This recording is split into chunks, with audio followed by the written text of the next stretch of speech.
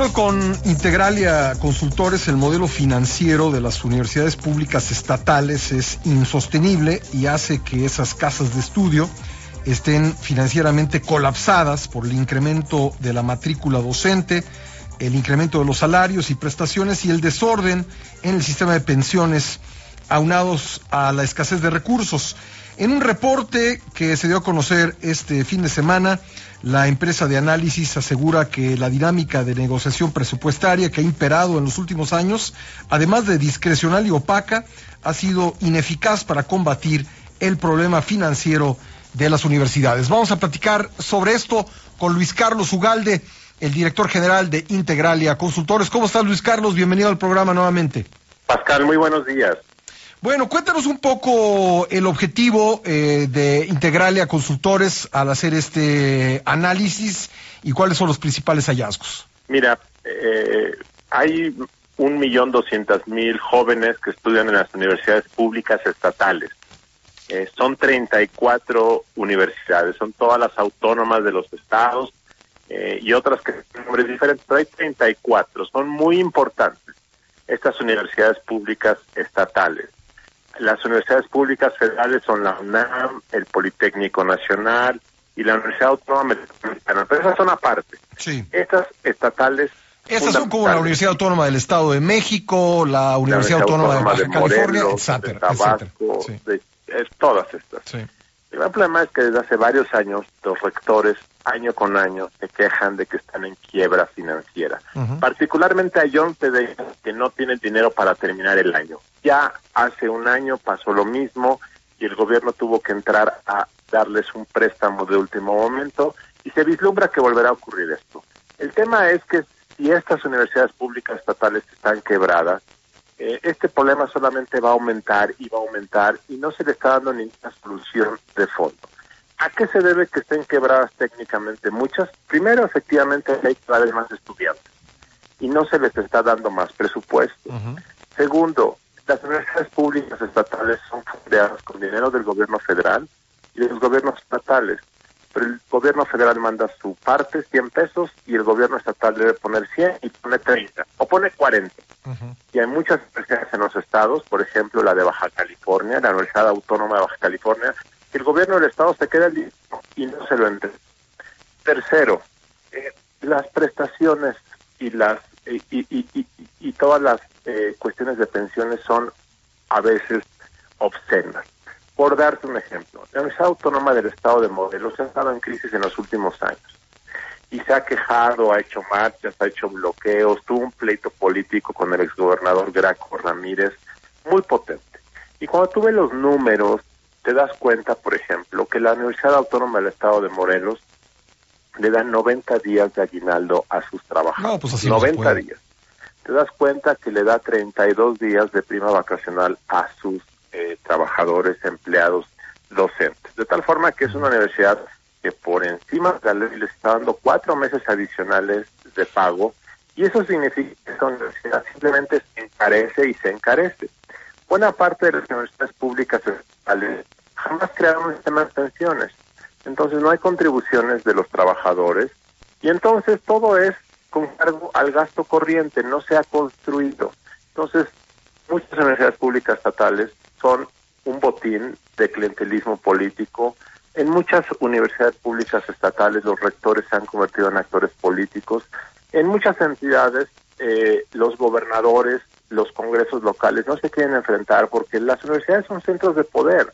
Sus profesores son líderes de opinión, los estudiantes se movilizan y todo esto está creando un cóctel, Pascal, que simplemente, si no se resuelve pronto, simplemente el problema va a seguir empeorando. La razón de Integralia de hacer este estudio en los últimos 2 años simplemente es ilustrar un problema y ahora que se va a discutir el presupuesto de 2020, me parece que es momento, una vez más, para tratar de encontrar una solución. Darles dinero y salvarlas, como siempre se hace a final de año, es simplemente patear el balón. Ahora, parte de la solución a este problema es aumentar las cuotas. Parte de la solución es, primero, que los gobiernos de los estados contribuyan con su parte que les corresponde, 50 federal, 50 local. Segundo, tiene que ver con que si tienen más matrícula, tiene que haber más presupuesto. Tercero, los sistemas de prestaciones universitarias me parece que se tienen que revisar y hacerse conforme a la Ley Federal del Trabajo. No hay razón para que en una universidad haya 90 días de aguinaldo, en otra 70, en otra 55, en otra 40. Es un abuso político que se ha hecho en las últimas décadas, de que rectores que quieran hacer una carrera política y gobernadores que quieren estar en buenos términos con la universidad dicen que sí y que sí a todas las demandas de sus trabajadores universitarios. Porque ahí tú lo dices, pero hay universidades estatales que son muy poderosas políticamente. Ahí está la de Hidalgo, ahí está la de Colima y otras, ¿no? Sí, son muy poderosas, y no solamente son poderosas, en ocasiones se trata de grupos políticos incrustados en la universidad que la manejan a lo largo de décadas. Este es un fenómeno que existe en muchas entidades del país, y por lo tanto, pues con el presupuesto exigen y nadie se les quiere enfrentar.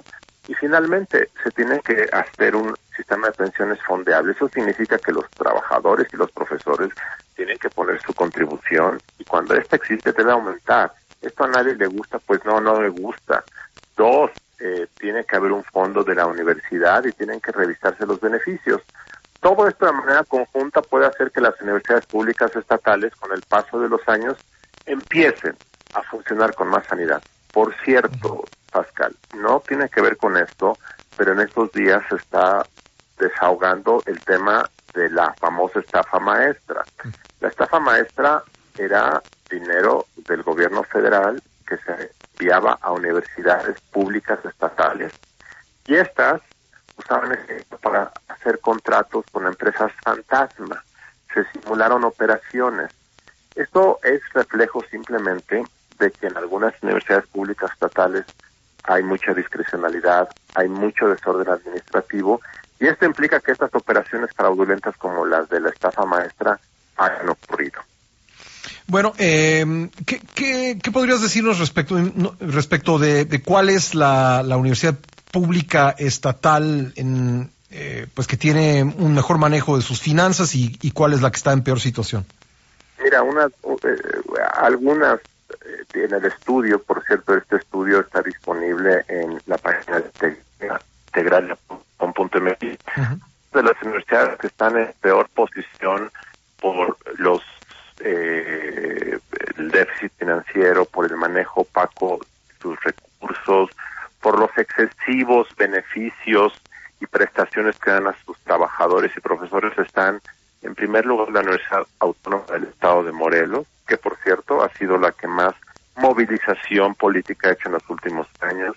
Está la Universidad Autónoma de Tabasco, la Universidad Benito Juárez del Estado de Oaxaca, por mencionar tres que me vienen a la mente y que están en este estudio una y otra vez con problemas graves de administración. En el sentido contrario, hay varias universidades bien administradas. Me vienen a la mente la Universidad Autónoma de Nuevo León, me viene a la mente la Universidad de Guadalajara, y otras, hay varias que están bien administradas. De las 34 universidades públicas estatales, yo te diría que 10 o 15 de ellas están en focos rojos, y también hay algunas que están en focos verdes.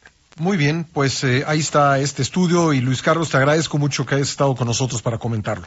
Gracias, Pascal. Muy buenos días. Gracias a Luis Carlos Ugarte.